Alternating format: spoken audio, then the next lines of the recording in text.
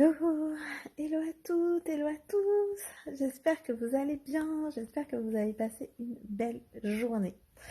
Euh, pour ceux qui ne me connaissent pas, je suis Stéphanie Loyer, je suis la fondatrice de Raise Yourself et j'accompagne mes clients et mes clientes à réaliser leurs ambitions pro et perso.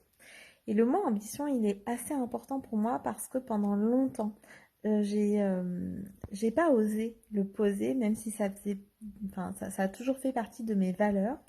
Mais le mot ambition, il est un peu connoté personne aux dents longues en fait. Et c'est pour ça que je n'osais pas spécialement le poser.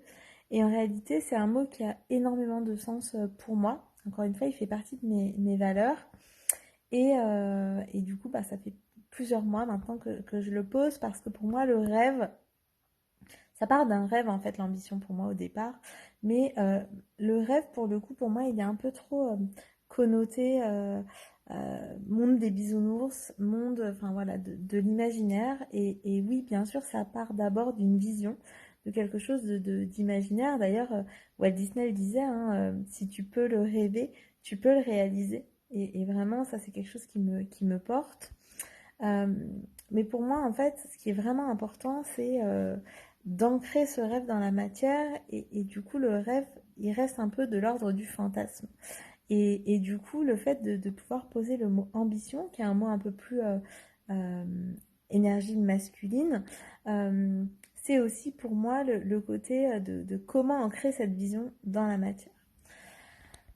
Et cette semaine, enfin voilà, les dernières semaines, les 2 dernières semaines ont été assez challengeantes. Enfin, elles ont été à la fois hyper réjouissantes et hyper challengeantes pour plusieurs raisons que je ne vais pas forcément détailler. Mais il y a des événements que j'ai créés, que j'attendais depuis longtemps, qui ont été juste magiques. Et après, le suivi a été un peu plus chaotique. Il y a eu des événements auxquels je voulais participer qui ont été juste magiques et qui ont eu leur lot en fait de désillusions. Et j'aurais pu très bien me dire à ce moment-là, en fait j'arrête tout, c'est bon, je recommencerai plus, voilà.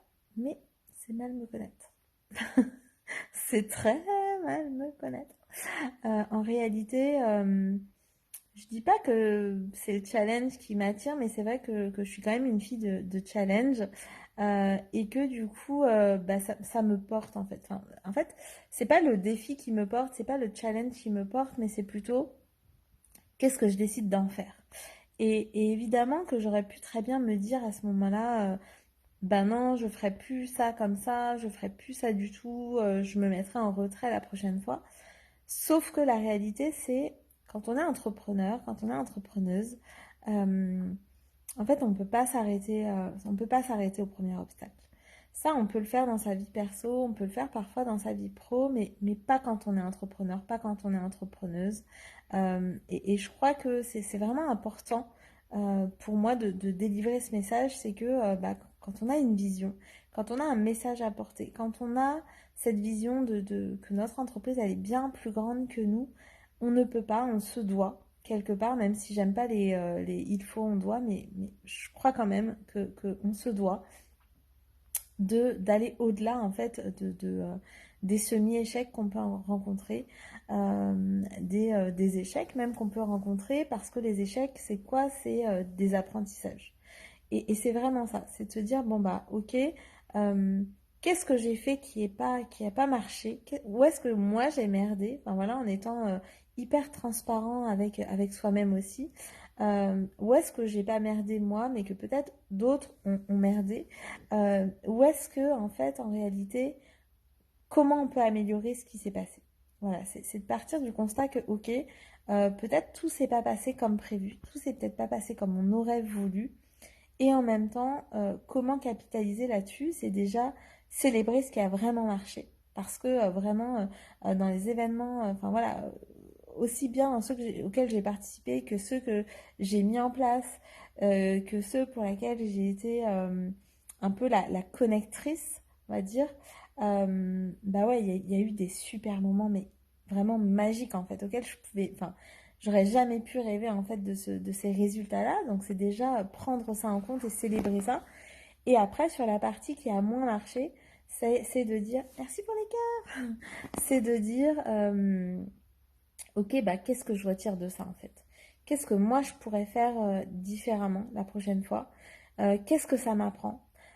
Sur quel domaine en fait j'étais peut-être pas assez préparée? Peut-être dans quel domaine, si notamment ça prend aussi le fait d'être à plusieurs, dans quel domaine la prochaine fois bah, on se mettra encore plus d'accord en amont pour le avant, le pendant et le après l'événement. Et là où le premier truc en fait de l'ego est de dire, enfin a été en tout cas de me dire, ouais mais c'est bon, la prochaine fois je les laisse se débrouiller, et je fais pas, et je fais rien, et voilà Madame Gronchon. Bah, très très vite est venu en fait le ben non en fait. Enfin non, c'est bien sûr que je vais continuer à faire ça. Bien sûr que je vais le faire à encore plus grande échelle, même si là c'était déjà mais énorme.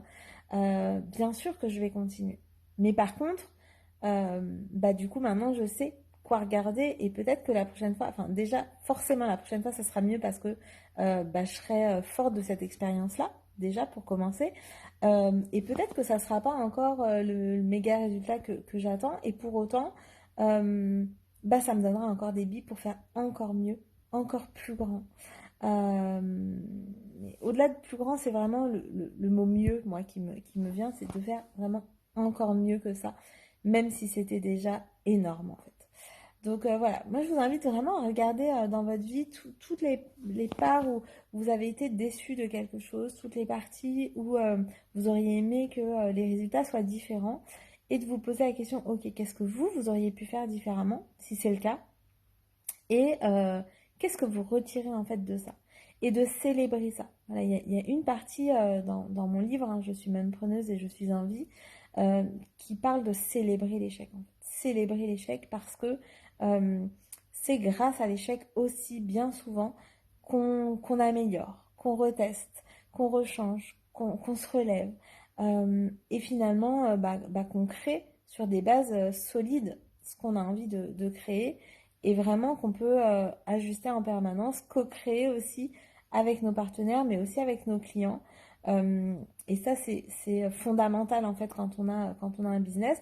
C'est fondamental aussi quand on est salarié, quand on est parent, juste quand on est humain simplement, hein, et qu'on cherche à s'améliorer dans notre quotidien. Et c'est vraiment ça, c'est vraiment cette remise en question. Évidemment, pas cette remise en question que de soi, c'est de retrouver laisser la responsabilité à chacun, voilà, de prendre cette responsabilité-là, mais déjà pour soi, dire, ok, où est-ce que était ma responsabilité là-dedans? Comment je peux peut-être faire différemment la prochaine fois? Qu'est-ce que je peux améliorer et qu'est-ce que je peux déjà célébrer qui était vraiment, vraiment bien, quoi? Et qu'est-ce que je décide peut-être d'abandonner? Mais en tout cas, j'abandonne pas le... Enfin voilà, je ne fais pas partir le bébé avec l'eau du bain, comme on dit, même si c'est une expression que j'aime pas trop, mais c'est vraiment l'idée, c'est l'idée de dire, ben, je jette pas tout parce que tout n'est pas acheté et surtout, surtout, surtout, ça devient pas l'excuse pour ne pas faire, mais ça devient l'opportunité de faire encore mieux en fait la prochaine fois. Donc je vous laisse vraiment avec ça. N'hésitez pas à me partager sous cette vidéo, partagez-moi même sous cette vidéo toutes les fois où les échecs vous ont permis de grandir.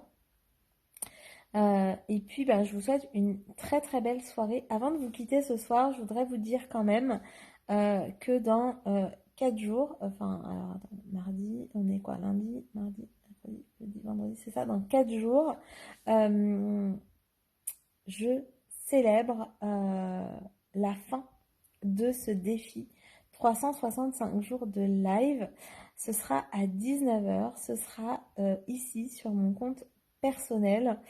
J'aimerais tellement, tellement célébrer ça avec vous tous qui m'avez regardé tous les jours ou presque, voilà, depuis maintenant 362 jours aujourd'hui.